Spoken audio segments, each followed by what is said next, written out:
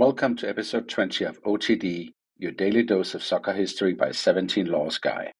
It's November 20, 1924. In Richmond, Surrey, Ebenezer Cobb Morley passes at the age of 93. If you've ever watched a game of football that wasn't rugby, if you've ever shouted for offside, complained about a trip from behind, or seen a cup tie settled under laws that feel oddly permanent, you've lived inside his work. We go back to the Victorian solicitor from Hull, who moved to Barnes, founded a club, wrote a letter, and ended up writing the game. Today, we honor Ebenezer Cobb Morley, the OG 17 Laws Guy. Morley starts a long way from Wembley and Champions League nights.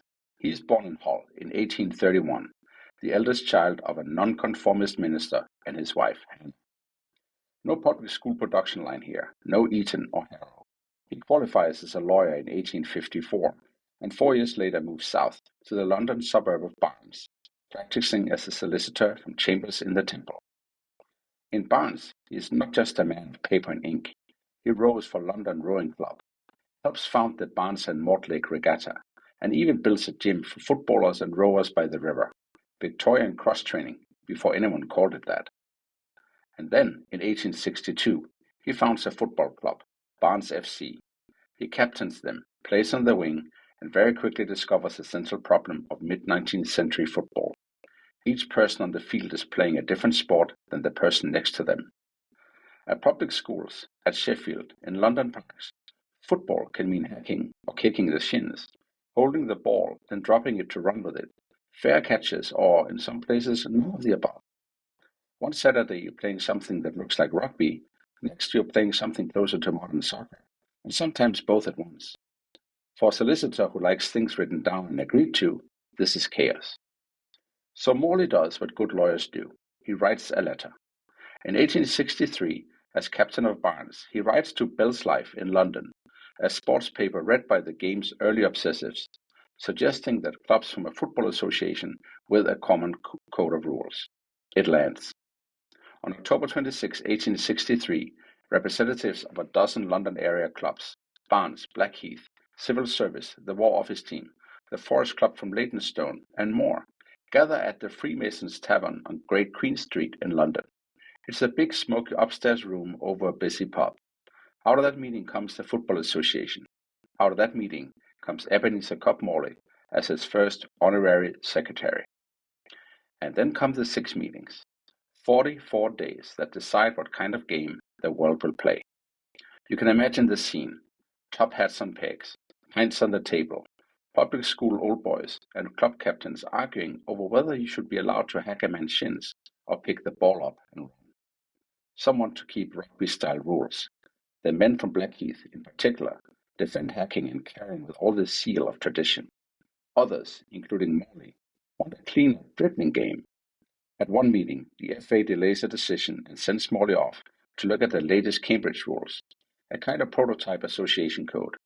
When he comes back, he's armed with something that looks like a lawyer's brief, a draft set of 13 laws written at his house in Barnes.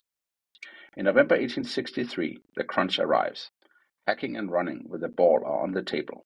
Morley sides firmly against both. Contemporary reports quote him arguing that if hacking were allowed, no man with any sense would play. Blackheath refused to give way. They walk out and eventually help form what becomes Rugby Union.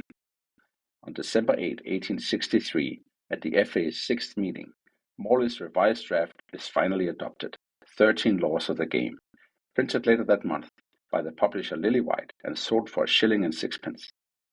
Law 10 contains a line you can still feel on Saturday afternoons today.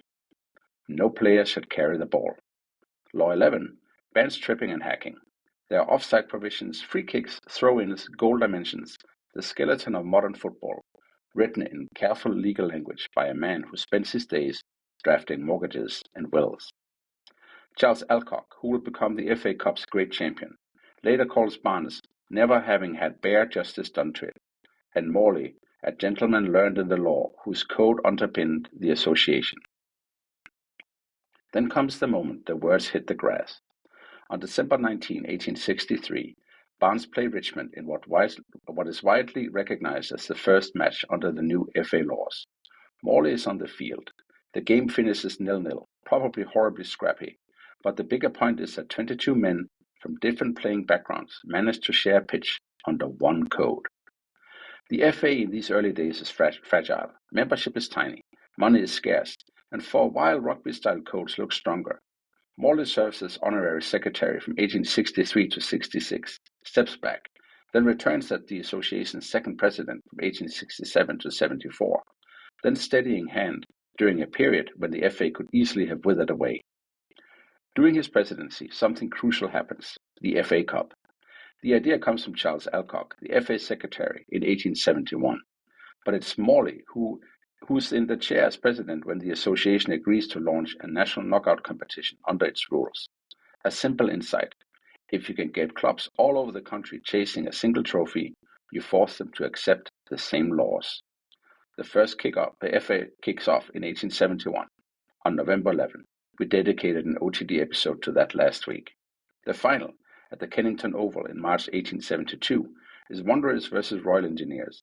When Wanderers win 1-0, it's Morley, the man who drafted the original laws, who presents the trophy. The codifier hands over the cup in the first great showpiece of the association game. You couldn't script it better.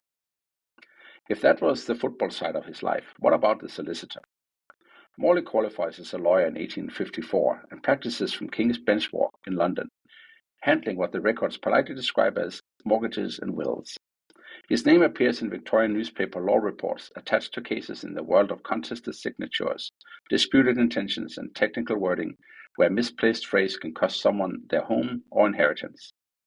It's not that he sat in court thinking, this would be useful for offside, but if you spend your days making documents watertight, defining terms, thinking about how a hostile party might twist a clause, you're perfectly placed to write a rulebook that lasts.